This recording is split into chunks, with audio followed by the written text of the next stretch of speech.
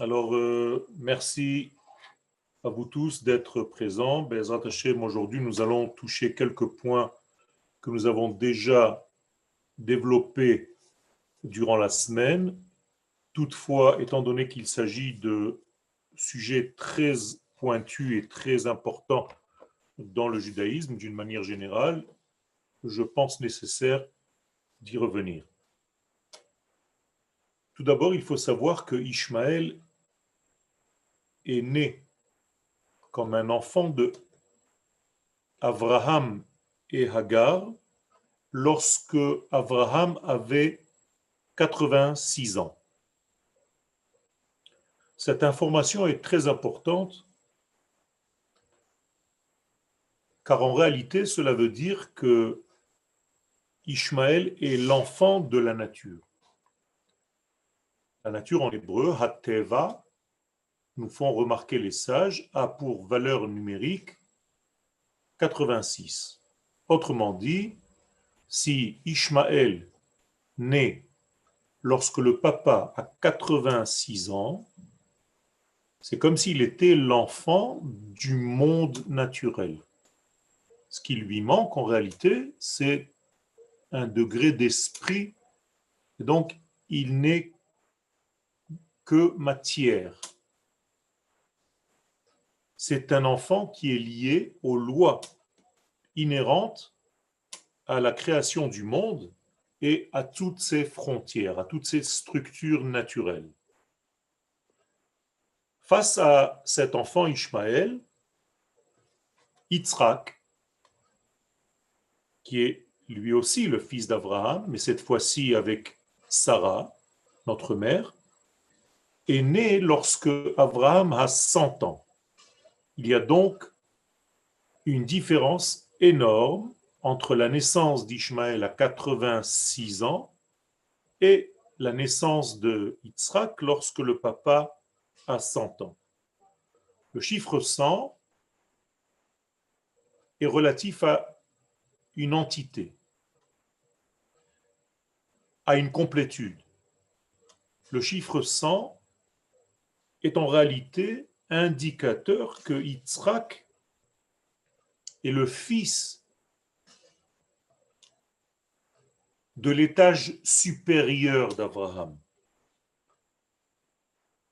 Il n'est pas seulement le fils de la nature comme Ishmaël, obéissant aux lois de la nature, mais un fils qui est au-delà, qui a la possibilité en tout cas d'être au-delà du monde naturel et de ses lois.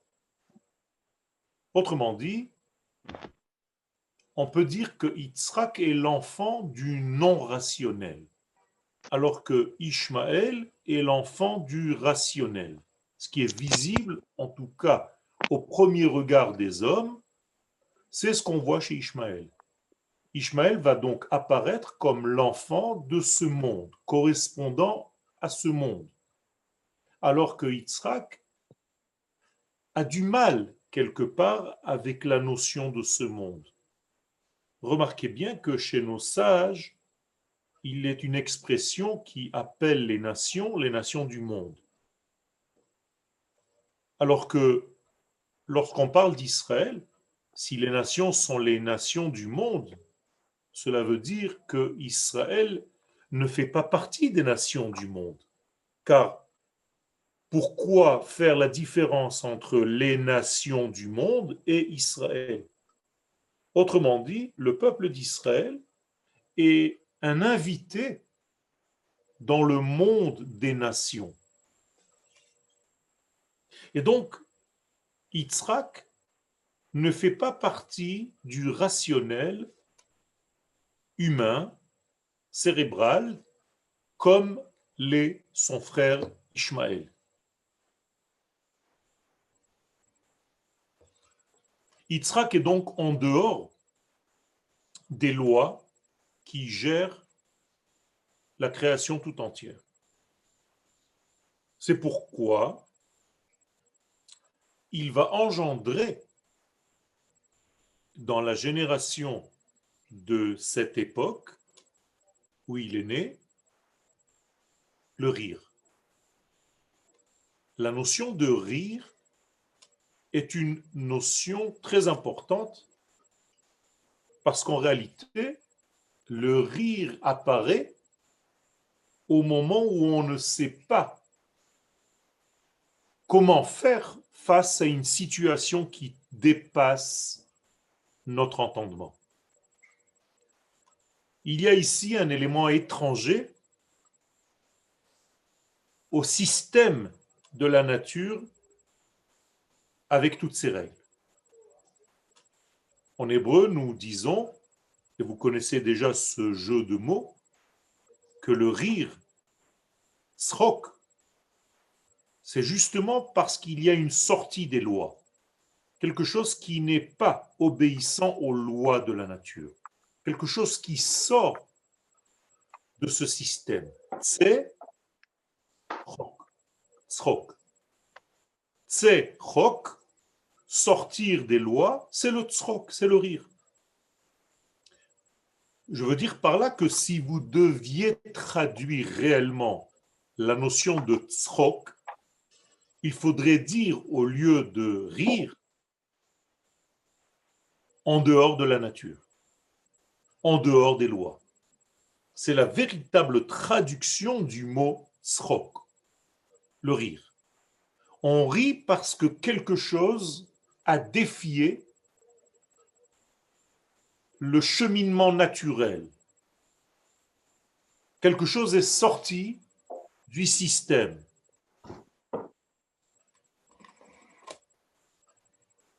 Cette sortie, en réalité, du système naturel terrestre, la nature en hébreu se dit teva, il s'agit d'une bague, tabaat, dans laquelle Akadosh Baruch Hu gère le monde dans un système circulaire, alors que lui est le gérant du système de la droiture. Bien entendu, Akadosh Baruch Hu, le droit, qui tzadik veyachar hu, a créé ce système circulaire. En mathématiques, je dirais que la droite a créé le cercle. Et il faut trouver à l'intérieur du cercle la fameuse droite. En tout cas, une tangente. Le peuple d'Israël ne trouve pas une tangente. Le peuple d'Israël trouve le centre même de ce cercle. Ce qui est encore un élément supplémentaire. C'est-à-dire que le peuple d'Israël sait où se trouve l'axe qui introduit le mouvement dans ce cercle.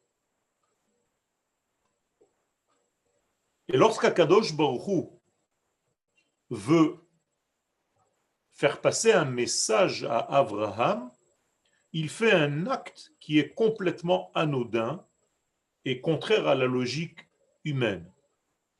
Le verset nous dit clairement Vayotse oto hachutza. Il le fait sortir dehors. Dehors de quoi? Comment Kadosh Baruch Hu fait sortir? On imagine qu'il lui prend l'épaule, il le prend par le cou et il sort avec lui pour se balader en dehors de sa tente. Pas du tout. Il s'agit là d'une sortie de la nature. Et Rashi, immédiatement sur place, nous dit que Dieu fait sortir Abraham de son système naturel, celui qu'il a vu naître. Vous savez qu'Abraham, lorsqu'il est né, selon la nature, la date, l'heure, le jour de sa naissance, n'aurait rien pu faire dans sa vie. En tout cas, pas du tout au niveau de l'engendrement. Abraham ne pouvait pas avoir d'enfant. Sarah non plus d'ailleurs. Elle n'avait même pas les membres nécessaires à une femme pour tomber enceinte et pour engendrer. Pourquoi les sages se fatiguent à nous raconter ce genre de détails? Tout simplement parce que on veut bien nous faire comprendre que la source même de l'apparition, la graine de l'apparition du futur peuple d'Israël, cette graine commence dans une situation anormale, en tout cas dans la normalité de ce monde. Israël est donc un peuple anormal, est un peuple hors nature, est un peuple qui va défier les lois et les règles de la nature. Et donc, pour faire sortir ce peuple d'Israël des entrailles d'Abraham et de Sarah, il va falloir atteindre quelque chose qui est de l'ordre de l'absolu. Abraham a 100 ans. C'est un degré absolu.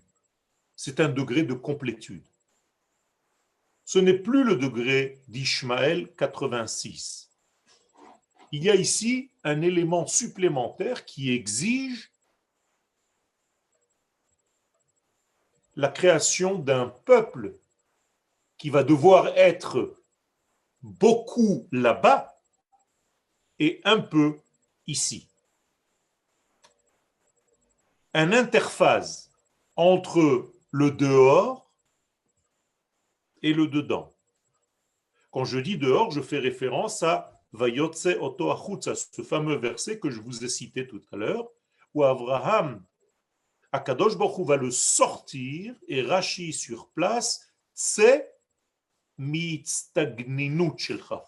Je te fais sortir des astres. Vous savez que les astres ont une influence sur nous. Aujourd'hui, la science le prouve, il y a une interaction entre la Lune et des changements au niveau terrestre, marée haute, marée basse. Les étoiles ont une influence sur la vie sur Terre, le Soleil. Eh bien, lorsque Dieu est obligé, entre guillemets, de faire sortir Abraham de ces constellations, de toutes ces étoiles, de tous ces astres, ça veut dire en réalité, je te place, je te montre en tout cas que tu es au-delà, au-dessus. Et pourquoi je dis au-dessus et non pas à côté? Mais tout simplement parce qu'il y a une expression en hébreu que Dieu dit à Abraham, Habet na hashamaima, ou spor hakochavim. Habet, regarde. En français, on ne voit pas la différence entre les histakel ou les habit. Les histakel, c'est aussi regarder. L'irot, c'est encore voir. Quelle est la notion de habet? Pourquoi l'expression de Dieu est habet na hashamaima? Eh bien, apprenez encore une règle dans l'ulpan que vous n'avez peut-être pas terminé tous, c'est que les habit en hébreu veut dire toujours, toujours, du haut vers le bas. Anim habit me'achalon, je regarde de la fenêtre, mais vers le bas, vers la rue. Je ne peux pas dire en hébreu, anim habit la shamaim, du bas vers le haut, je ne peux pas utiliser ce verbe les habit alors qu'il s'agit du bas vers le haut. C'est toujours du haut vers le bas. Je reviens à mon verset. Akadosh Baruch Hu fait sortir Abraham et il le place, comme je vous l'ai dit, au-dessus des astres. Et c'est pourquoi il utilise le verbe habet na hashamaima. Regarde maintenant le ciel, mais cette fois-ci, c'est du haut vers le bas. Autrement dit, je te place à un niveau qui est au-delà des cieux. C'est pas que je t'élève au-dessus des cieux. Je viens te raconter que tu viens de là-bas. Donc, lorsqu'Akadosh Baruch Hu va faire sortir Abraham de tout ce système naturel terrestre, logique, cartésien, avec les lois, c'est pour lui dire, toi, tu es différent. Et je ferai de toi une nature différente, un peuple différent qui est hors nature, qui n'obéit pas aux lois de la nature, qui est capable de transcender toutes ces lois. C'est d'ailleurs comme cela que va naître donc Yitzhak. Yitzhak ne va pas naître d'un papa naturellement fécondé, qui féconde son épouse. L'épouse ne peut pas être fécondée, le papa ne peut pas féconder. Rien ne peut marcher au niveau des lois de cette nature. C'est seulement en sortant Abraham, en le hissant au-dessus de toutes ces lois, qu'il va être capable d'engendrer Yitzhak. Vous comprenez maintenant que Yitzhak est appelé au nom du rire qu'il va provoquer chez tout le monde. Ça fait rire quand même, un papa de 100 ans et une maman de 90 ans. C'est impossible d'avoir un enfant, d'autant plus que Sarah ne pouvait pas avoir d'enfant. La preuve, c'est qu'elle est allée chercher Hagar. Donc, nous sommes là face à une situation très complexe qui va donner naissance à la racine, à la graine même du peuple d'Israël. Je vous rappelle que le peuple d'Israël, bien qu'étant sorti débutant d'Abraham, le véritable enfant Israël premier qui est circoncis à l'âge de 8 jours, c'est Yitzhak. Abraham a subi sa Brit Mila à 99 ans. C'est-à-dire que il y a ici un cheminement énorme pour arriver à devenir le porteur de la nation d'Israël. D'ailleurs, pourquoi Abraham et pas quelqu'un d'autre?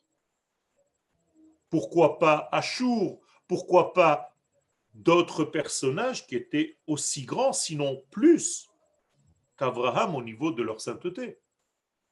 Mais tout simplement parce qu'il s'agit là d'un porteur d'âme qu'Akadosh Baruch Hu est en train de mettre en place. Car la notion Israël est une notion tellement vaste, tellement énorme, que nous nous posons la question qui va être le porteur réel pour faire venir, cristalliser cette pensée divine qui s'appelle Israël. Qui va être le porteur de la première graine, du premier enfant, qui va porter en lui les enfants d'Israël, qui vont eux-mêmes s'avérer être un peuple, qui va être lui-même le porteur des valeurs de Dieu dans ce monde. C'est compliqué, ce n'est pas facile. D'ailleurs, il y a une sélection. C'est pas tout Abraham qu'on va prendre. La preuve, c'est qu'on a déjà sorti de lui Ishmaël. Ce n'est pas tout Yitzhak qu'on va prendre. La preuve, c'est que va sortir de lui Esav. Donc, il y a une forme d'entonnoir dans laquelle on va dévoiler, en fait, petit à petit, arriver à la quintessence qui va donner naissance à cette nation. Ce tri est très important parce que cela nous prouve qu'Akadosh Baruch Hu élague et nettoie tout ce qui n'est pas nécessaire pour l'apparition future de notre nation. Donc il y a ici un peuple surnaturel qui exige une sortie d'Abraham de toute la nature, de tous les astres.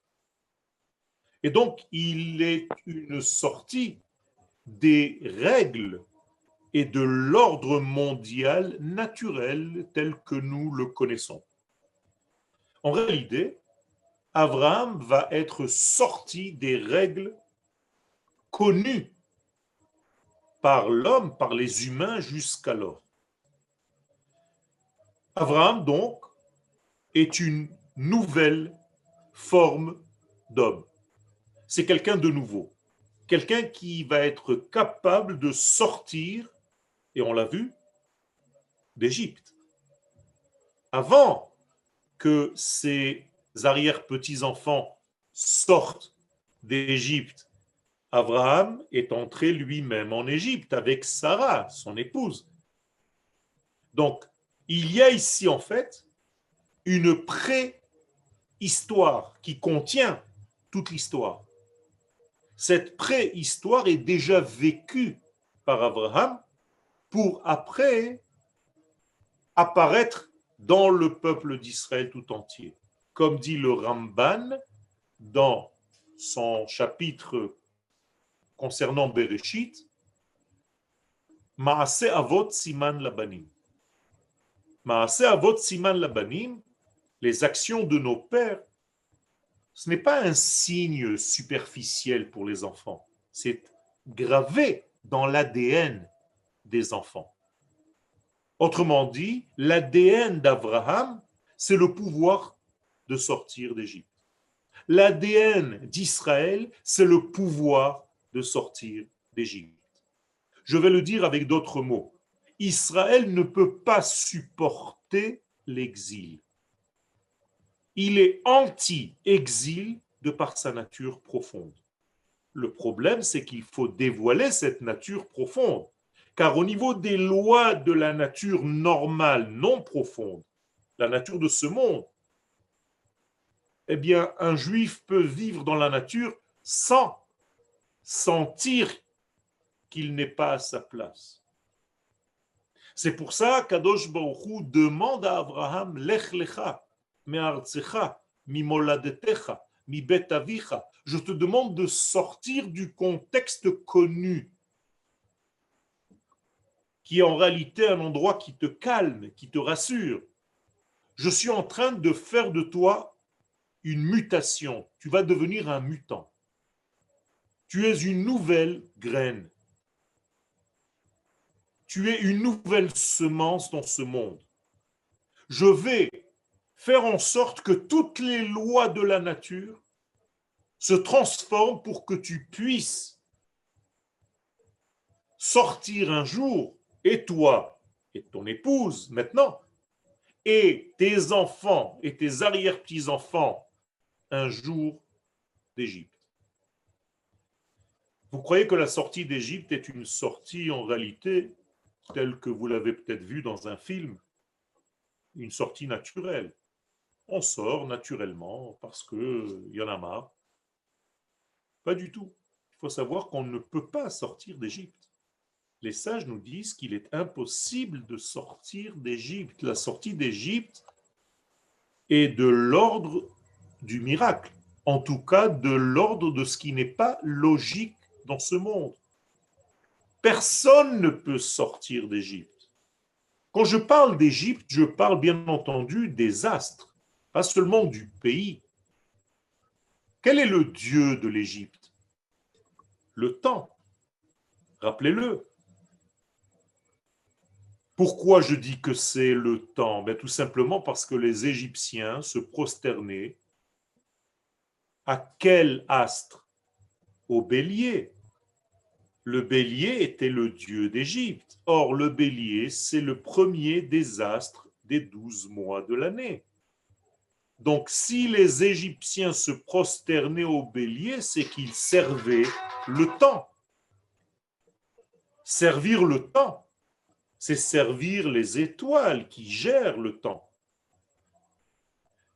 En hébreu, cela s'appelle Oved Kochavim. Oved Kochavim, serviteur des étoiles, donc serviteur du temps. Je connais beaucoup de gens, même aujourd'hui, qui sont serviteurs du temps. Ils n'ont jamais le temps de rien. Le temps est devenu leur dieu. Vous croyez que les Égyptiens étaient des imbéciles? Mais faites attention. Il s'agit là en réalité d'un phénomène qui se répète et qui peut se répéter chez chacun de nous. Sortir de ce contexte, donc, d'être serviteur du temps, d'être serviteur de la nature, c'est en réalité sortir d'Égypte. Mais quand vous lisez le texte de la sortie d'Égypte, vous ne faites pas forcément attention à ce que je suis en train de vous dire là. Parce que sortir d'Égypte, c'est devenu une étude classique. Les enfants d'Israël étaient dans un pays qui s'appelle l'Égypte, et un jour, Dieu les a libérés. Mais pas du tout, mes amis. L'Égypte est un concept. duquel on ne peut pas sortir, si ce n'est que tu es dans ta nature la plus profonde, au-delà des lois naturelles. C'est ça le secret. Donc ne peut sortir d'Égypte que le peuple d'Israël. Tant que l'Égypte restera esclave, parce que l'Égypte elle-même est esclave du temps. D'ailleurs, comment est-ce que s'appelle l'Égypte en hébreu? Bet Avadim. C'est une maison d'esclaves, c'est-à-dire tous les Égyptiens sont eux-mêmes des esclaves. Et le peuple d'Israël est asservi chez des esclaves du temps. Vous voyez qu'il y a des degrés et des degrés dans cet esclavage. Personne ne peut sortir. Le but était de faire sortir l'Égypte d'Égypte. Vous êtes avec moi? C'est l'Égypte qui devait sortir d'Égypte. Mais ça n'a pas eu lieu. Pour l'instant, ce n'est qu'Israël qui est sorti d'Égypte. L'Égypte n'est pas encore sortie d'elle-même. Quand je parle d'Égypte, je parle de tous les pays et d'une manière précise de l'Occident et d'une manière encore plus précise de l'Europe. L'Europe n'est pas encore libérée de sa propre prison. Le peuple d'Israël qui est sorti d'Égypte comme un exemple, comme un extrait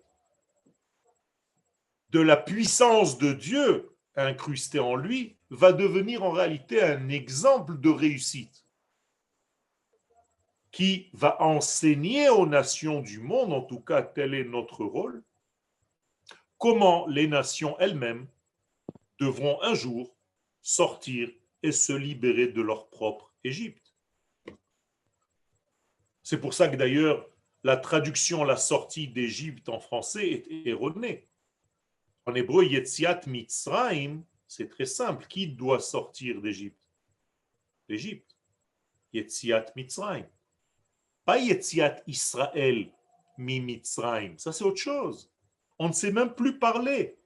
On ne comprend même plus le texte simple, le plus simple. C'est la sortie de l'Égypte elle-même, d'elle-même. Et ça n'a pas eu lieu. Ça aura lieu à la fin des temps, à la fête de Sukkot, qui est en réalité la sortie d'Égypte des nations du monde. Ce qu'Israël a déjà subi à Pessah, de cette fameuse année de la sortie d'Israël d'Égypte. D'ailleurs, lorsque Israël sort d'Égypte, le pharaon court après Israël en lui disant « Sauvez-moi » ou « Berachtem gam oti » reliez-moi, pas bénissez-moi. S'il vous plaît, arrêtez avec ces traductions de noix de coco. Reliez-moi à votre délivrance. Barchouni. Et donc, en réalité, vous voyez qu'il s'agit là d'un phénomène surnaturel. Car sortir d'Égypte, ce n'est donné qu'à des surhommes. C'est pour ça que l'Égypte est tellement tranquille. Le pharaon n'imagine même pas que quelqu'un puisse sortir de son système. Ça n'existe pas. Il y a donc ici une nouveauté. Tout ce que je suis en train de vous dire ici fait partie de notre paracha de Vayera. Car dans cette paracha, on est en train de nous enseigner qui est notre matrice. Ça ne sert à rien de commencer à disserter sur le peuple d'Israël si nous ne savons même pas quelle est la graine qui nous a donné vie. Et si je ne comprends pas ce secret, si je ne sais pas qui est Abraham, Yitzhak et Yaakov, qui sont nos pères, bien je ne pourrai jamais en réalité vivre selon ma véritable nature, parce que je ne connais même pas mon papa. C'est une catastrophe. Nos pères, Abraham, Yitzhak et Yaakov, Et le premier d'entre eux, Abraham, il est dit le concernant, Me'ever la nahar. Vous êtes, vous, Abraham, Yitzhak et Yaakov, au-delà du fleuve. De quel fleuve? C'est quoi au-delà du fleuve? Mais tout simplement, vous êtes au-delà du fleuve de la logique. Vous venez d'un monde qui dépasse et transcende la logique cartésienne humaine. Je dis toujours aux gens à qui je parle, qui habitent encore en dehors de notre terre, vous ne pourrez jamais arriver sur la terre d'Israël si vous restez coincé dans le monde de la logique, dans vos systèmes de calcul terrestres, cartésiens. Il est impossible de quitter l'exil en faisant des calculs humains. On ne vient pas en Israël d'une manière logique, seulement si on est fou. Et en réalité, c'est ça le secret. D'ailleurs, le premier roi que nous rencontrons en terre d'Israël, je parle du temps biblique, très bizarrement, il s'appelle le roi des calculs, le roi des comptes. Melech Cheshbon, ça vous dit quelque chose? C'est extraordinaire quand même. Ça veut dire que le premier roi que je dois combattre quand je viens dans ce pays d'Israël, c'est le roi des calculs, parce que si je tombe entre ses griffes, je ne ferai jamais mon alia. Les calculs vont me pousser à comprendre, normalement, logiquement, que c'est impossible de vivre dans une terre telle que la terre d'Israël. Quand vous regardez d'une manière cartésienne ce qui se passe ici, rien ne devrait marcher, rien. Rien. Tout est contre la logique humaine et bon sang, tout avance. Mais comment ça marche? Comment marche ce pays? Des gens logiques cartésiens naturellement avec les lois de la nature deviennent tout simplement fous. Eh bien, pour être ici, il faut être au-delà. Il faut s'annuler à un autre ordre. À un ordre qui est au-delà de la nature et qui domine et qui transcende toute la nature. Ce n'est pas par hasard que cette terre s'appelle Eretz Knaan, traduction littérale, la terre où je me soumets. Knaan, les Kana. Si je ne me soumets pas à un autre ordre surnaturel, je ne peux pas exister ni subsister sur cette terre. Un instant, je ne peux pas rester ici. Tout va me pousser à quitter la terre et à repartir en exil. Les pères, donc, viennent au-delà d'un degré qui est au-delà du fleuve de la logique humaine, bien entendu. Les pères d'Israël sont une fabrication de ce qu'on appelle dans la Kabbalah la Bina Nissit, le discernement miraculeux. Ce n'est pas le cerveau gauche que nous avons ici, la Bina humaine. Car si tu restes à ce niveau-là, en réalité, ton ciel s'arrête là. C'est le ciel de ta logique, on est d'accord. Notre ciel commence là et il va vers l'infini. Ceux qui sont prisonniers du monde de la nature, eh bien, leur ciel est là. Ils ne peuvent pas monter plus que ça. Donc, ce qui sort de mon monde de calcul, de cohésion, eh bien, je ne le comprends pas, donc je ne le vis pas. Le peuple d'Israël nous dit non, c'est ici que commence ton ciel, là où se termine ta logique humaine. Est-ce que tu es capable de faire passer ta logique humaine en second degré et pas en premier degré? Attention, je ne suis pas en train de vous dire qu'il faut annuler la logique humaine, de la jeter à la poubelle. c'est un cadeau de Dieu. Mais pour analyser en deuxième lieu ce que nous avons reçu en premier lieu, c'est-à-dire le ciel infini. Voilà à quoi doit nous servir notre logique humaine, Rabotai. Notre logique humaine est là pour développer le divin qui nous a été donné, l'étudier, essayer de comprendre, de l'appréhender. C'est tout. Pas pour essayer de nous fabriquer un Dieu issu de ma propre logique. Ça, c'est de la Avodah Zarah. Les gens qui atteignent Dieu par leur système cérébral, ça ne veut rien dire. En réalité, ils se sont fabriqués un Dieu. C'est leur logique qui a fabriqué ce Dieu. C'est exactement l'inverse d'Israël. Pourquoi sans arrêt la Torah prend des exemples tellement naturellement humains qu'elle va parler un langage qui nous correspond? Dieu est descendu sur le mont Sinaï. Non mais franchement, Dieu, tu l'as transformé en Spider-Man? Qu'est-ce que ça veut dire que Dieu est descendu sur le mont Sinaï? Tout simplement pour nous donner l'ordre véritable des choses.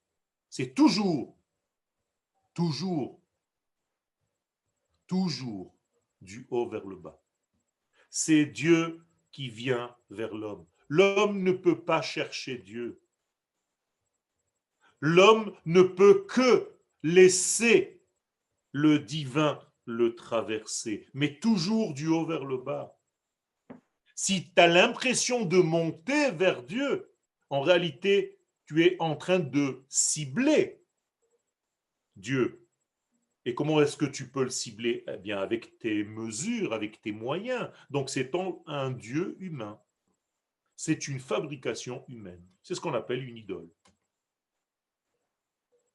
Lorsque Abraham comprend ça, eh bien, ça transforme sa vie. Je ne peux pas, moi, fabriquer un Dieu. Maaseh yedé Adam, on le dit dans le Hallel. Ils se sont fabriqués des dieux avec les mains d'un homme. C'est terrible.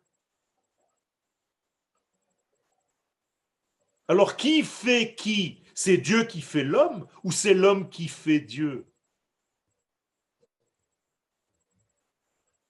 Quand on a voulu demander aux 70 sages d'Israël de traduire la Torah, c'est l'histoire de Hanouka, avant, eh bien, la première traduction qui vient, c'est Bereshit bara Elohim.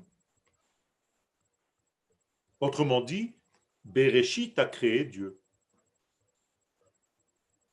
Alors que si je voulais parler dans un langage hébraïque normal, j'aurais dû dire Elohim bara Bereshit.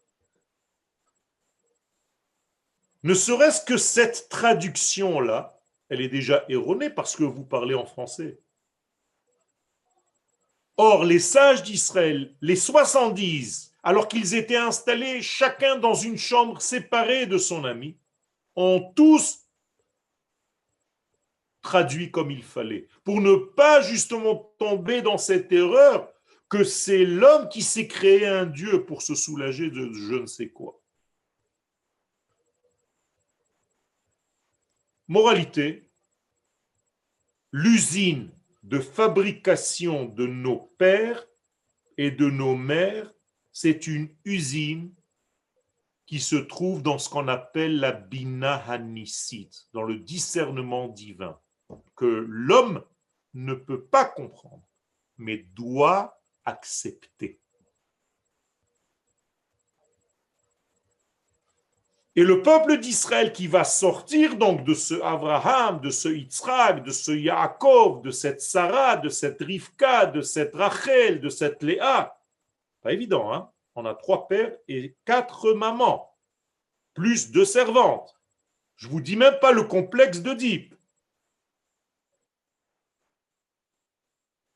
Comment on fait avec 3 pères et 6 mères? Un homme normal devient fou. Quel est le nom de ton père? Je ne sais pas lequel tu veux. Abraham, Yitzhak, Yaakov, j'en ai 3. Bon, alors ta mère. Ah ben ça, alors c'est pire. J'en ai 6. Le peuple d'Israël, vous voyez que ce n'est pas logique. Je suis en train de vous prouver que nous sommes issus d'un monde qui défie la logique humaine. Le peuple d'Israël va sortir en réalité de tout ce système pour se dévoiler dans le monde. Donc nous sommes dans un monde qui est apparemment étranger à nous, ou bien nous sommes étrangers à lui, parce que c'est un monde naturel, on l'appelle Hatteva, et que nous venons d'un monde au-delà de la nature. Donc comment un élément qui est au-delà de la nature pénètre la nature et transforme la nature? Je vous ai raconté en 3 mots l'histoire d'Israël. C'est exactement ça qu'on doit faire.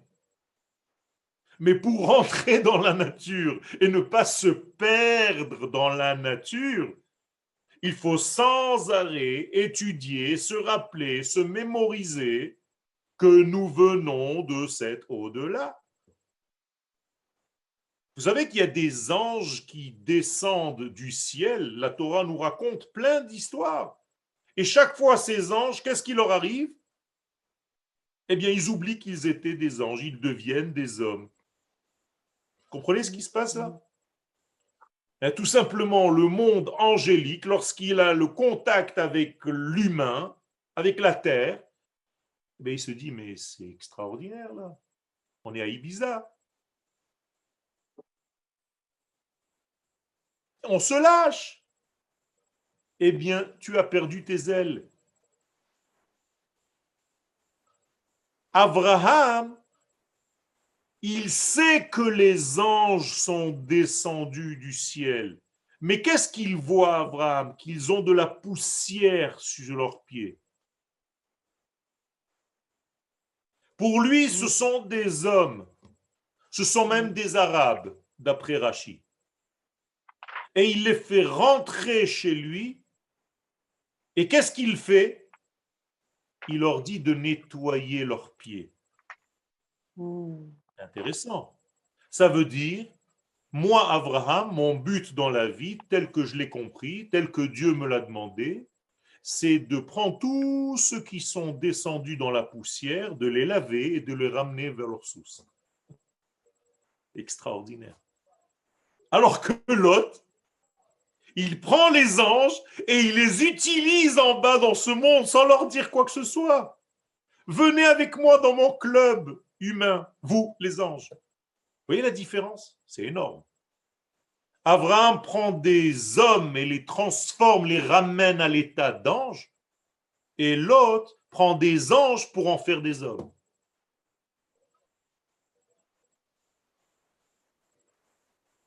Le peuple d'Israël va sortir donc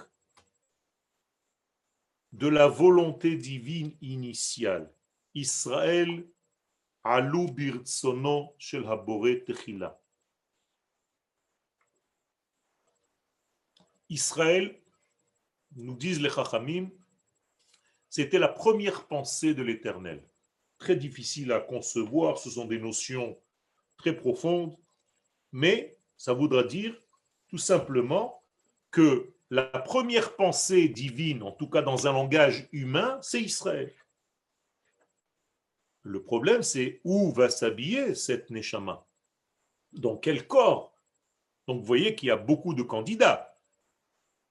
Chacun se dit, non, c'est moi, viens chez moi. Nimrod va essayer de voler cette essence. Paro va essayer de voler cette essence. D'ailleurs, comment est-ce qu'ils font pour voler cette essence, les nations du monde? En piquant les femmes d'Israël, puisque le judaïsme passe par la femme. Donc, il suffit de tuer l'homme et de garder la femme. La femme va tomber enceinte d'un Égyptien avec une mentalité égyptienne, donc va engendrer un Égyptien avec une mentalité égyptienne soumise à la nature, mais qui va s'appeler Israël puisqu'elle vient, cette naissance d'une maman juive. Comprenez comment ça marche? Maintenant, vous comprenez pourquoi le pharaon gardait les femmes et tuait les garçons. C'est simple. Il y a ici quelque chose d'énorme. C'est que chaque nation qui veut voler l'identité d'Israël agit de cette manière, en s'appelant lui. Moi, je suis le vrai, Vérous Israël. Alors que c'est le virus d'Israël. Quel est ce rôle, donc, à partir du moment où nous avons un tout petit peu plus avancé dans notre développement? Quel est le rôle d'un peuple qui va être issu d'un système hors nature? Eh bien, tout simplement, d'apporter à ce monde ce degré hors nature et de le dévoiler ici-bas, de traduire, de devenir un dictionnaire. Voilà, Israël, c'est le dictionnaire de Dieu. Nous prenons une parole divine et nous l'expliquons aux nations du monde. Donc nous sommes un Milon, qui vient du mot Mila. Donc Brit Mila veut dire une alliance par la parole. Donc un dictionnaire. C'est d'ailleurs le secret de la Mila.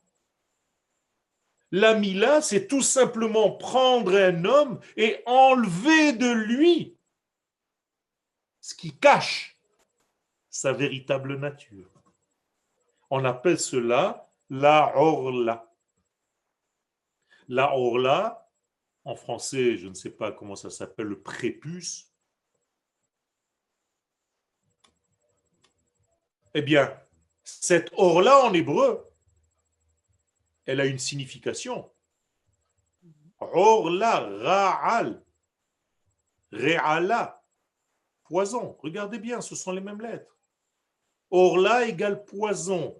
Orla égale à une couverture, à un écran séparateur qui me sépare de ma véritable structure de base que j'ai peut-être oubliée. Et donc, si je te demande, est-ce que tu veux vivre comme un enfant d'Israël, comme un peuple, parce que Dieu ne veut pas d'enfants d'Israël, il veut un peuple. Or, un peuple ne peut pas exister en dehors de sa terre. Alors, quand je demande à des juifs qui vivent en dehors d'Israël, tu veux vivre en tant que peuple ou en tant que religieux? C'est ça le problème.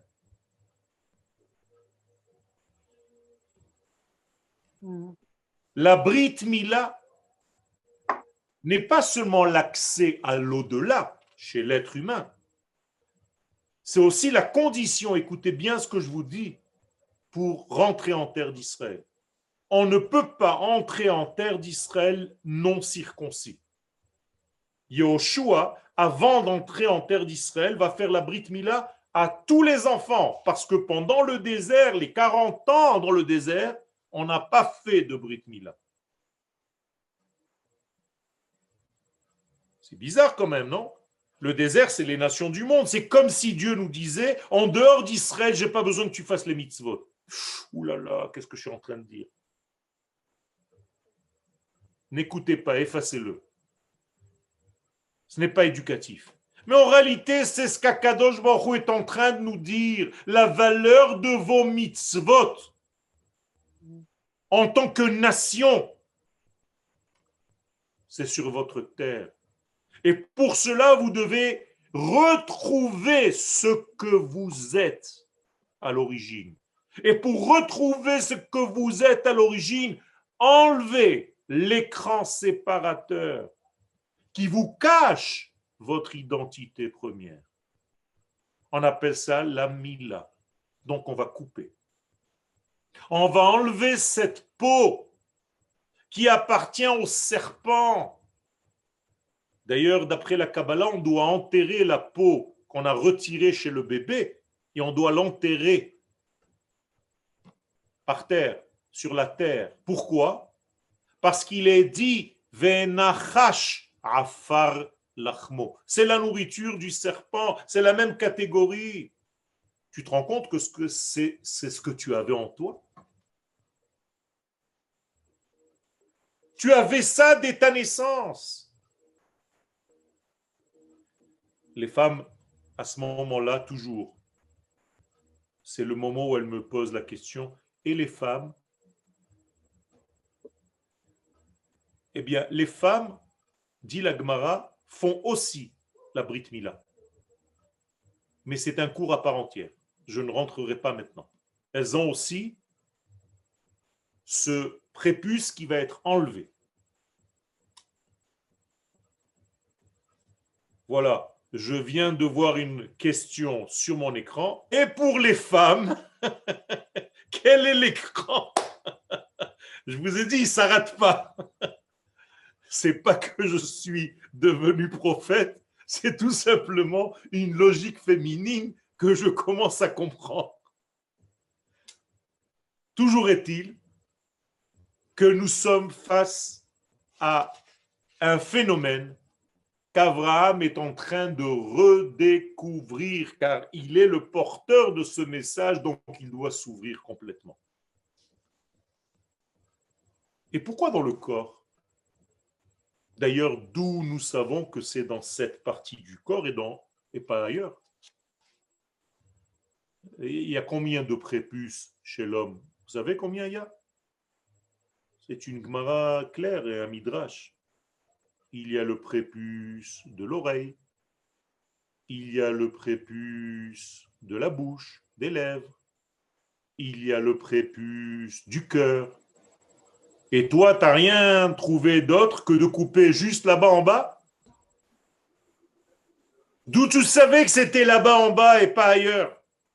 Ça aussi, c'est un cours à part entière. Vous croyez que les enfants d'Israël passent à l'action immédiatement? Il y a des recherches pour arriver à savoir où ça se trouve, l'endroit que je dois enlever. On est arrivé déjà à la fin du cours, je n'ai même pas commencé. On peut commencer à 6 heures la prochaine fois. J'ai 8 pages et j'ai fait une recto. Même pas verso. En malasot. Ça veut dire qu'en réalité, le corps humain, pas l'âme. Attention, il y a beaucoup de juifs qui pensent que je suis juif dans mon cœur. Oh, mon âme. Non. Il s'agit ici de quelque chose au niveau du corps. La volonté divine est en train de nous dire un message ici. Je ne veux pas d'un peuple qui a l'âme pure. Ça, je sais, c'est moi qui l'ai créé. Je veux un peuple qui sache que son corps n'est pas moins pur que son âme. Seulement, il faut enlever à ce corps étranger, pour qu'il puisse retrouver son véritable degré. Himol lachem kol zachar. Je vous donne la réponse quand même, pour ne pas vous laisser en l'air. Himol lachem kol zachar. Enlevez la partie de kol zachar, de chaque masculin. Autrement dit, c'est le seul endroit parmi tous les prépuces qui fait la différence entre l'homme et la femme. Le cœur, c'est le cœur. Les lèvres, c'est les lèvres. Les oreilles, c'est les oreilles. Mais cette partie n'est pas celle de la femme. Ce n'est pas la même. Donc, Imol lachem kol zachar, les sages sont arrivés à la conclusion que c'est là-bas qu'il faut enlever. C'est ce qui me fait homme par rapport au corps de la femme. Vous comprenez comment les sages développent? Je vous fais une Gemara de plein de pages en 2 mots. Ken. Mais en réalité, c'est une recherche. Nos sages sont arrivés à cette conclusion de cette manière-là. Il y a toute une recherche. Mes chers amis, l'heure est arrivée de conclure.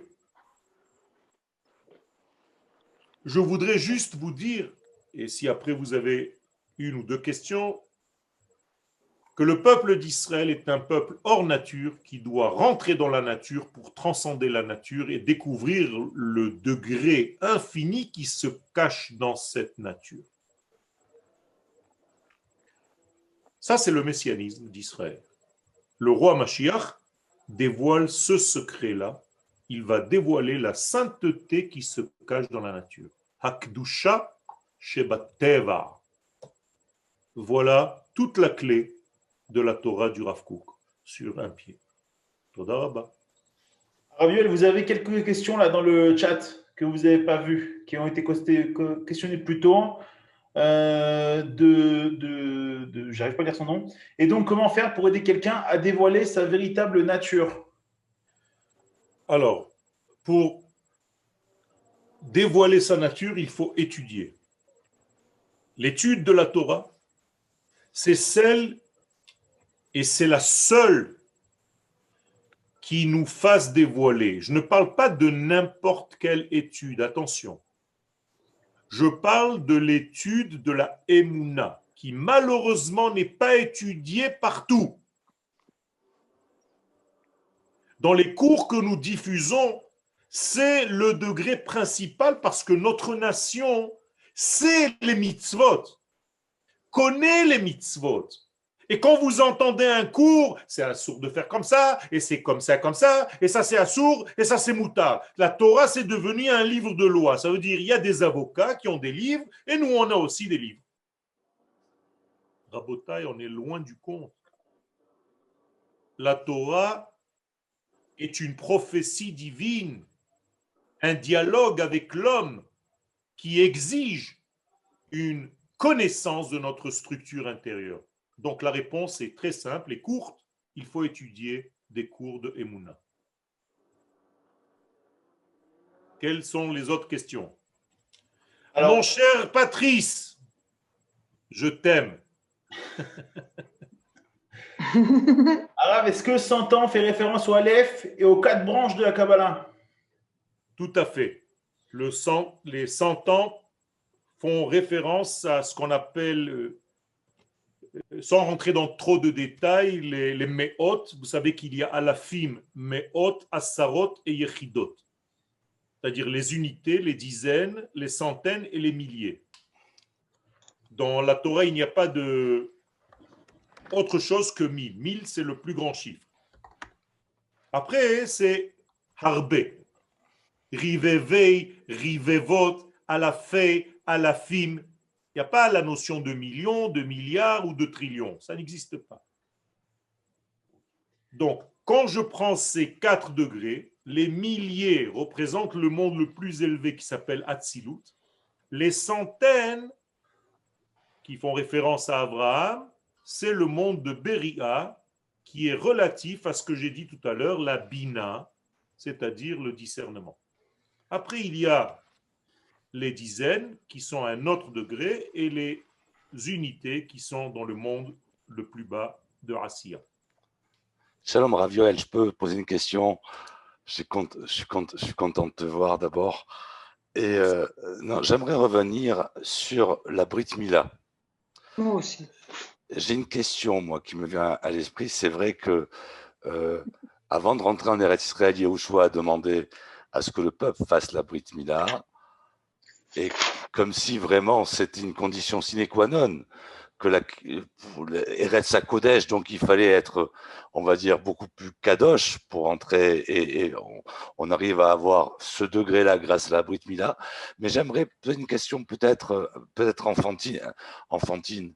On dit qu'Avraham Avinu, dans le Midrash, on nous dit qu'il faisait toute la Torah. Il mangeait des matzot à Pessah.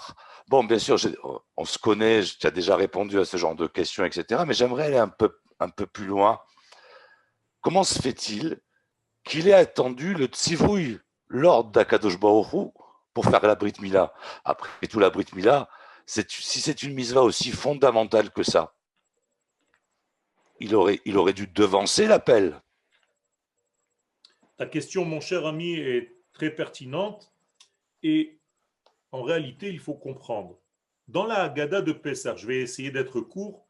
Exactement, il reste 1 minute, Arav. Je sais, Ah, c'est pour ça. je suis désolé. Je suis désolé. C'est pas grave. Dans la Haggadah de Pessah, vous rappelez, on dit Echad Eloheinu Shnaim Shlosha Avot, et ainsi de Shmoné. suite.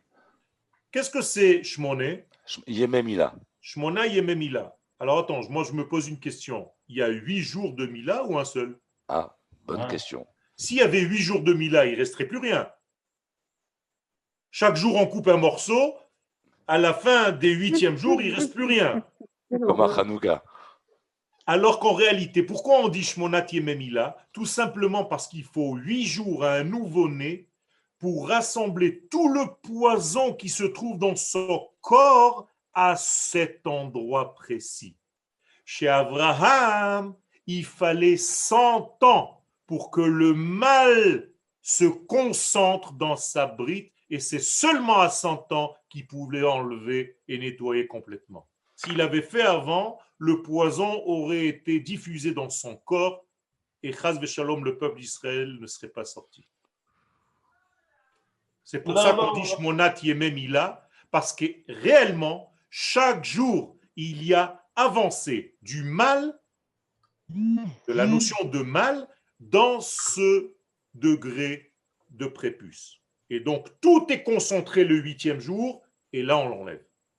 Chez Abraham, il fallait 100 ans pour arriver à concentrer le mal dans cet endroit. D'abord, Rav Yoel, je vous rappelle que vous pouvez poser toutes vos questions au Rav Yoel en envoyant un mail à question@ravyoel.com. Je vous l'écris dans le chat, comme ça vous l'aurez. Oh. J'aime bien être à l'heure. Oda Sadikim, merci beaucoup pour votre participation qui aujourd'hui est montée beaucoup plus que la fois précédente et j'espère que ce sera de plus en plus comme cela.